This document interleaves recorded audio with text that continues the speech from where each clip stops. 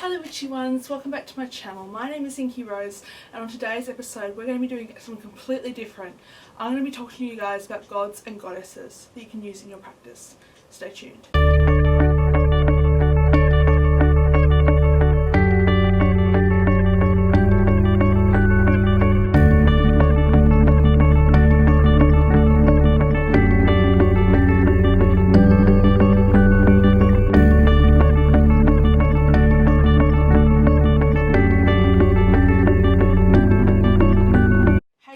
Welcome back to my channel. As I said before, I'm going to be talking to you guys about gods and goddesses, how to connect with them, and even how to use them in your personal practice. I've been wanting to do this video for a while actually. It's been a long time. I've just always found religion interesting, even though I classify myself as a pagan Wiccan 50-50. Yeah, I've always found what people believe and how people act to be very interesting for me, and how religion comes into people's lives and how that affects them. So I've got a lot to get through. I've made a ton of notes. So what is a deity? There are literally thousands. Now, when I just did a bit of research just to find certain deities to talk about in this video. There are literally thousands, and there are thousands. So you have a lot to choose from, and it can be a bit confronting at first. I know when I tried to connect with my matron deity, Mother Mary, it was a hard experience because I felt like I was leaving my Christianity faith behind, but at the same time I really felt connected to her and her energy, and just trying to get involved with her and talk to her more. I pray the rosary quite a bit. I actually for a while got into the habit of praying the rosary, the complete full set of the rosary, like every night. I tried to do that, and I just found such a peace in doing that, and I thought, yes, this is what I'm connected to. This is what makes me feel happy and content, so this goddess has to be in my life. Now, according to Google, the Google definition of deity is a god or a goddess. Now that's from a polytheistic point of view. If polytheistic meaning more than one. So for me, I'm polytheistic. I believe in several deities. I believe in Isis, the Egyptian goddess. I believe in Mother Mary. I believe in Buddha, and I believe in Hecate. So it's quite a lot of energies going around at the one time. So I actually found, I believe I talked to you guys on this the last time I was doing a video. This one lady I follow on YouTube, I won't say her name for privacy reasons, but she got the Wheel of the Year, and I actually have a picture for the Wheel of the Year near my altar. And for every Sabbath, every holiday, pagan holiday, that's what it is, you put a god or a goddess and have your own a goddess wheel and your god wheel to focus on, which I think is a really good idea. I've yet to do that, but I think in a couple of videos time I'll be able to show you guys what pagan deities, Wiccan deities, I've decided to use for my Wheel of the Year. So from a monotheistic point of view, that's more like Christianity, one God, that's it, the creator and supreme being.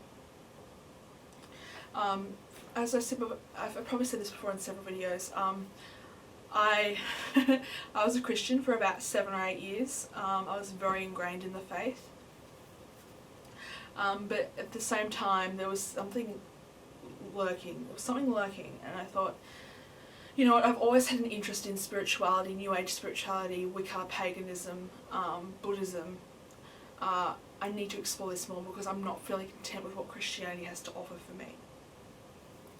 So I started to do research, I started to look on YouTube, I got a few books. Yeah, I just started to immerse myself into the New Age faith, and the paganism, Wicca, that sort of thing. And I found most content and happiness in my life by following these faiths. I guess the main thing I like about paganism and Wicca is that there's no set rule. It's your craft and your craft to work with. Everyone's craft is a little different, which is good, which is different, which is good. So yeah, that's that. But yeah, let me get back to the video. Back to what we were talking about. So I talked about goddesses. how to connect with Deity. Dreams. Now, this is when I was still trying to find my matron deity, and I had a dream, and it was very intense. So I had heard about the Artemis, like from a few, like it just came to me, and I thought, Artemis, oh, I wonder what that's about. So yeah, I had a dream, anyway, I'll get back to it. I had a dream, and she came forth to me, and she had a flower in her palm. And it was a lotus flower. And I felt she gave it as an offering to me, like, yes, I wish to work with you, sort of thing. But it was kind of interesting, because at the same time I was contemplating Buddhism, as if I was like, yes, this is what I want to follow, just Buddhism alone. So maybe that was actually a message from Buddha and Artemis. So I've been kind of thinking about that quite a bit. Yeah, so I still think about it. I think, oh, is Artemis going to work with me? Or is Buddha going to work with me? Or do they want to work together with me? I don't really work with Artemis anymore. It's not really a big reason behind it. It's just I haven't really looked into her myth yet. But yeah, let me get back to the notes. So Artemis is about the wild animals, the hunt. She's similar to the Morrigan a little bit, because the Morrigan, she helps people in battle and war and win victories and stuff like that. So research, what gods, goddesses do you already know about? So when you look at that sort of thing, how do you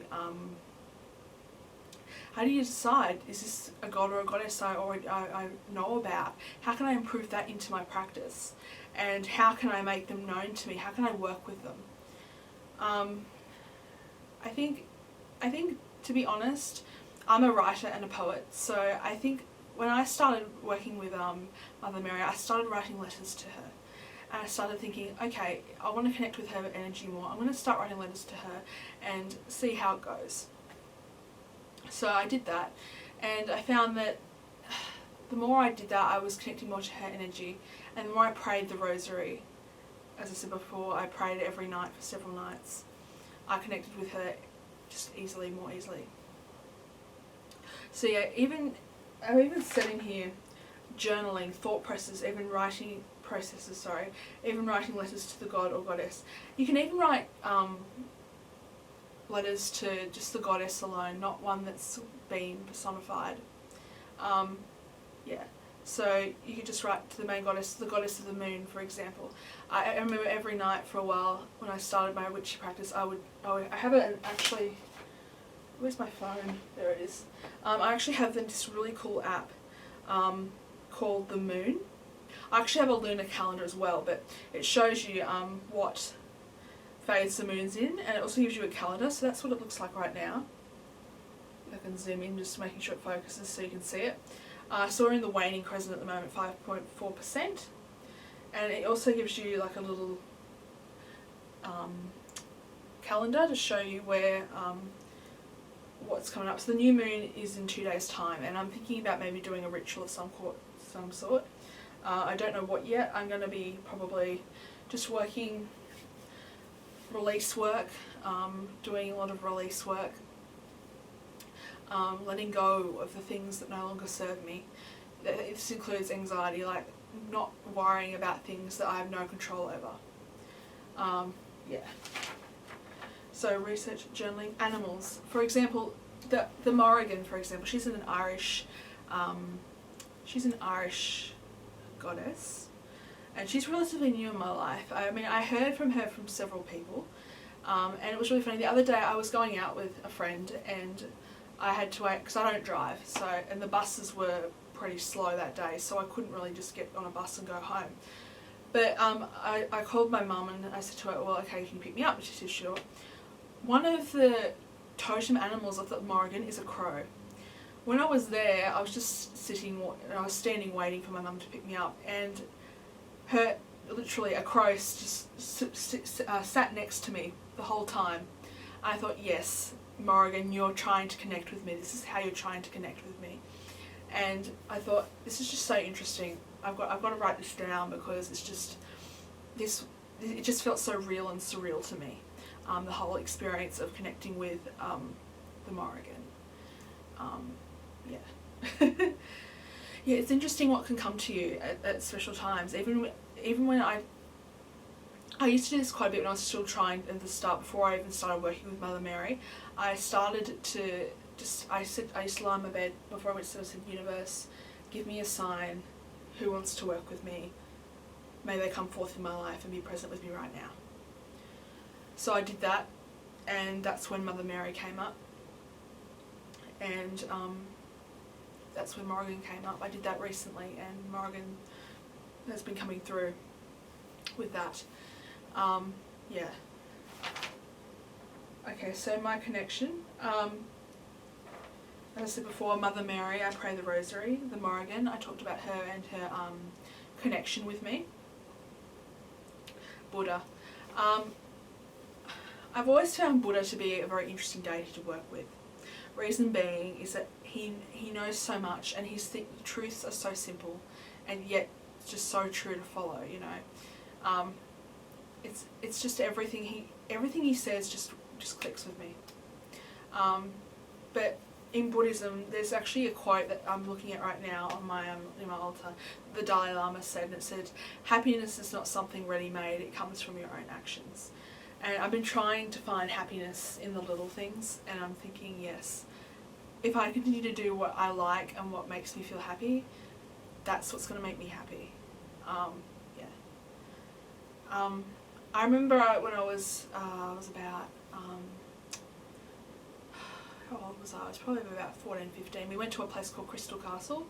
I'll link below the website, because the Dalai Lama actually visited there one time, and I didn't get to see him there, but yeah, it was just such a beautiful place. There's a massive Buddha statue and crystals and stuff.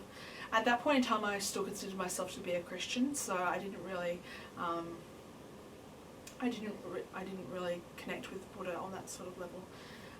But yeah, I'm just trying to think.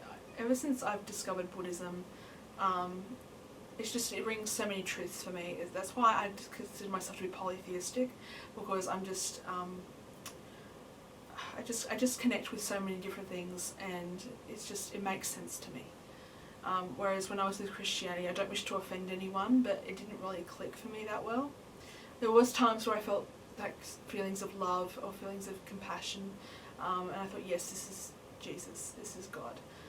But at the same time, I was thinking, well, if this happens, why does this happen? And if this happens, why does this happen? And what does evolution have to say? And what does the Big Bang say? And if God was loving, why would this happen? That sort of thing. But yeah. So yeah, I've come from a long path of spirituality, and now I feel like I'm in the right place right now. I'm enjoying my spirituality. I enjoy doing ritual. I love spell work. I'm even starting to think about doing some shadow work, and I'm really excited about that. I've actually watched a few videos on YouTube about that, so yeah, that's interesting. So back to this. Final thoughts. The final thoughts. Sorry if I've been rambling a bit too much, but I find this topic to be really interesting.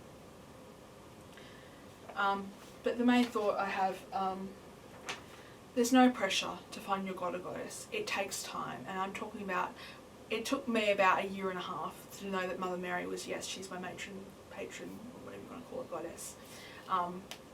And Isis as well. She's just the Morrigan, and she's just a strong presence in my life. But yeah, just take your time with it. As I said before in one of my older videos, when you're trying to find your craft, just take your time. There's no rush. Yeah. So yeah, that's all I have to say for today's video for Gods and Goddesses. So I hope you guys enjoyed the video. Give us a like. So yeah, I'll see you guys later.